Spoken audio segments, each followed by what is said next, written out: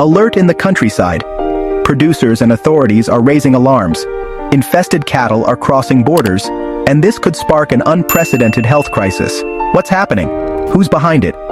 And most importantly, how could this end up impacting your dinner table? Exigen frenar. Ingreso de ganado infestado.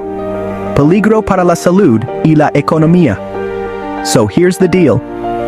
In northern Mexico, especially Chihuahua, cattle producers are shouting for urgent action. They want to stop the entry of cattle coming in from Central America, mainly Guatemala and Belize. Why?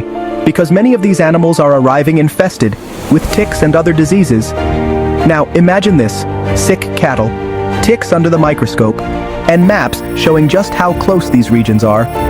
But what's the real risk? The tick, specifically the Bufillus microplus, carries nasty parasites. We're talking about diseases like bovine babesiosis and anaplasmosis.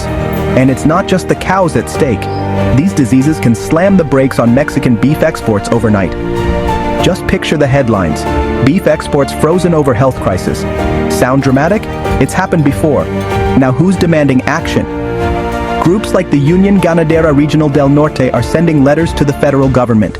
They're calling for tougher health checks and stricter border controls. They warn, if nothing changes, we could see a crisis on the scale of the 1950s foot-and-mouth outbreak. Let's talk money. Livestock brings over 500 billion pesos into Mexico every year. A single outbreak could threaten jobs, export income, and even the prices you see at the supermarket. Imagine watching steak prices shoot up, all because of a tiny tick. And what's the government doing? The Ministry of Agriculture says they're ramping up controls, but producers argue it's too little, too late. Are officials really protecting our national herd, or just turning a blind eye?